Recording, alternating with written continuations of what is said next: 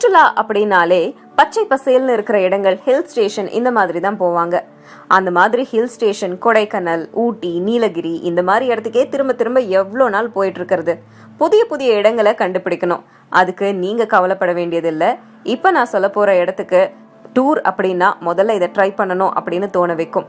சுற்றுலா விரும்பிகளுக்கு எப்பவுமே பச்சை பசேலான இடங்கள், மரம் சூழ இருக்கிற இடங்கள், சில்லுன்னு வீசுற காத்து, பறவைகளோட மொழி, ஏதோ வெகு தூரத்துல கேட்கக்கூடிய மிருகங்களோட சத்தம், அருவியோட சத்தம், இது எல்லாமே சேர்ந்து இருந்துச்சு அப்படின்னா அதுதான் பர்ஃபெக்டான டூர். ஸோ அந்த மாதிரியான ஒரு இடம் எங்க இருக்கு அப்படின்னு பார்க்கலாம். சங்கம் வைத்து தமிழ் வளர்த்த மதுரைக்கு அறிமுகமே வேண்டாம். உலகம் பூரா வாழற தமிழர்களுக்கு அது தெரியும். இருந்தாலும் தமிழ்நாட்டு சுற்றுலா தலங்கள்ல முக்கியமான இடம் இந்த இடத்துல இருக்கு. அதை பத்தி தான் இப்ப நாம பார்க்க போறோம். நான்மணக்கூடல், கிழக்கிந்திய ஏதென்ஸ், திருவிழா நகரம், தாமரை நகரம், தூங்கா நகரம்னு பல்வேறு பெயர்கள் இதுக்கு இருக்கு. மதுரை வைகை ஆற்றின் கரையில பிரதான தமிழ் நாகரிகமா எழும்பி இருக்கு. இதனோட வடக்குல சிறுமலை தொடரும், தெற்குல நாகமலை தொடரும். மதுரை மாநகரத்தோட சிம்ம சொப்பன இயற்கை அரணா இருக்கு.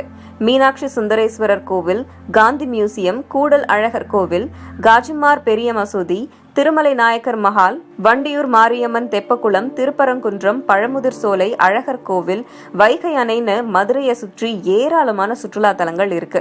சுற்றுலா அப்படின்னாலே உடனடியா நார்த் இந்தியாவுக்கு போறது, இல்ல சில்லிங்கான இடத்துக்கு போறதுங்கிறத விட இந்த மாதிரி இடத்துல நம்ம பார்க்க வேண்டிய இடங்கள் நிறையவே இருக்கு. குட்லாடம்பட்டி அருவி அப்படின்னு ஒரு அருவி இருக்கு. சிறுமலை முகட்டு சரிவுல இருந்து சில்லுன்னு நம்மள மகிழ்விக்க கூடிய ஓடி வர தண்ணீர் நம்மள தழுவி போகும்போது அதனோட இதம் தனியா தான் இருக்கும். குட்லாடம்பட்டி அருவிக்கு தடாகை நாச்சியம்மன் அருவின்னு இன்னொரு பேரும் இருக்கு. அடிவாரத்துல இருக்கிற கோவில்ல இருந்து அருவிக்கு ஒரு சில படிக்கட்டுகளை கடந்து போகணும். வார இறுதி நாட்கள்ல சின்னதா ஒரு ட்ரிப் போக ஆசைப்பட்டா இந்த இடத்துக்கு போயிடுங்க. பாக்குறதுக்கு குற்றாலம் மாதிரி தோற்றம் கொண்டிருந்தாலும் அங்க இருக்கிறத மாதிரி ஆபத்து நிறைந்த அருவி இது கிடையாது. ரொம்ப சாந்தமான நீரோட்டம், குறைவான கூட்டம், குழந்தைகளுக்கு ஏத்த பாதுகாப்பு அப்படின்னு பல சிறப்பம்சங்கள் இந்த இடத்துல இருக்கு. இதுக்கு எப்படி போறதுன்னா, மதுரை பெரியார் பேருந்து நிலையத்திலிருந்து சுமார் 36 கிலோமீட்டர்ல அலங்காநல்லூர் பாலமேடு வழியா பயணம் செய்யணும்.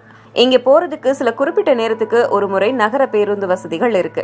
மதுரைக்கு உட்பட்ட பகுதிகளோட பருவநிலை பெரும்பாலும் வறட்சியோட காணப்படும். இருந்தாலும் தமிழகத்துல இப்போ அங்கங்க கொஞ்சம் கோடை மழை பெஞ்சிட்டு வர்றதுனால மதுரையில உள்ள குட்லாடம்பட்டி அருவியிலையும் சீரான நீர் ஓட்டம் இருக்கு. அதனால ஏப்ரல், மே இந்த காலகட்டத்துல இந்த இடத்துக்கு போனா ரொம்ப இதமா இருக்கும்.